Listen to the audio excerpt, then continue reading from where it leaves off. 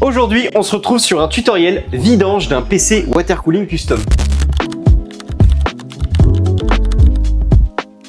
On voit bien ici que notre liquide, il a carrément changé de couleur.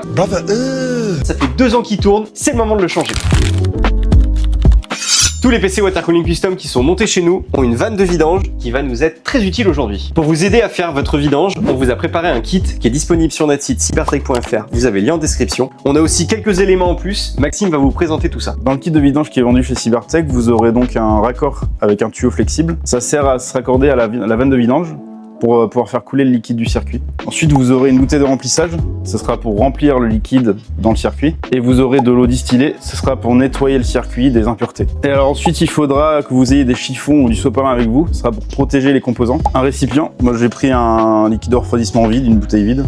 N'importe quoi, ça fait l'affaire. C'est pour récupérer les eaux usagées. Et votre nouveau liquide de refroidissement. Bonus, ce qui est bien d'avoir, c'est un souffleur électrique. C'est pour bien vider le liquide qui restera dans les radiateurs en dehors du circuit. Si vous l'avez pas, c'est pas bien grave, mais c'est bien plus pratique quand même.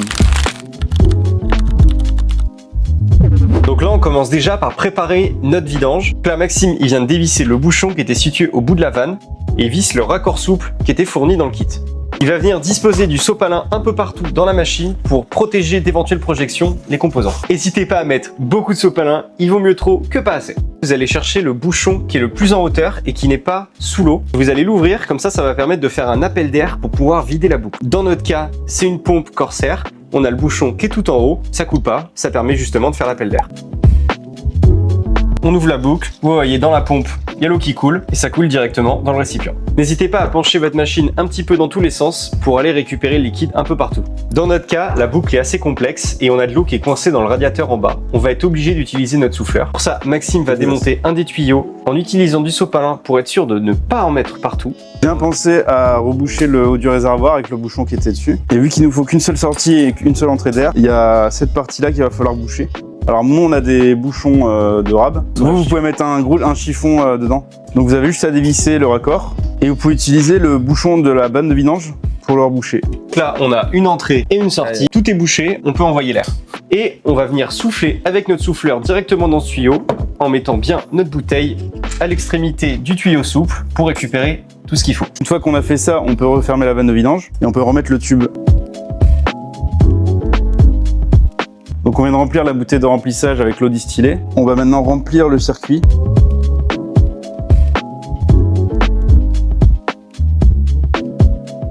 Si jamais vous avez un jump start comme ceci, c'est mieux pour éviter tout problème.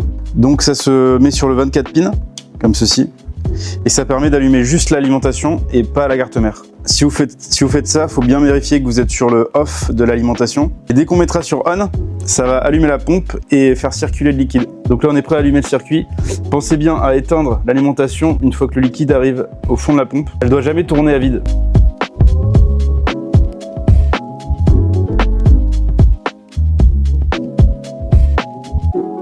Donc là, on a coupé puisqu'on était arrivé en bas. On remet de l'eau histoire de tout remplir et que ça tourne bien avec l'eau distillée dedans. Ok, donc là on est bon, on a fait le tour du circuit avec le liquide. On va pouvoir vidanger la boucle. Et si jamais vous voyez que c'est pas encore assez propre, vous pouvez refaire un remplissage.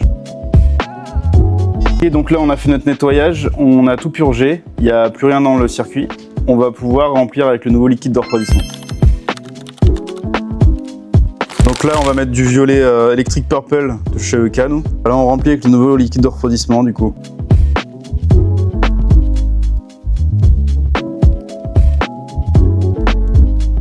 Donc là on renouvelle l'étape, on s'arrête au bon endroit, on remplit jusqu'en haut et on fait ça petit à petit.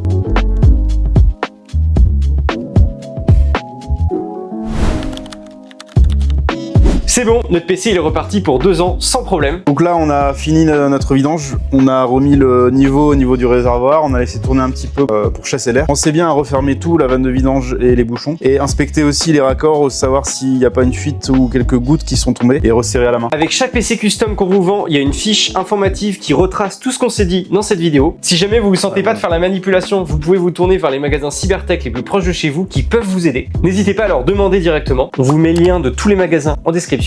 Cette vidéo était à titre purement informatif. N'hésitez pas à nous dire en commentaire si vous avez des questions et des remarques sur ce qu'on vient de faire. Nous on se voit très vite dans un prochain tuto. Ciao. Ciao.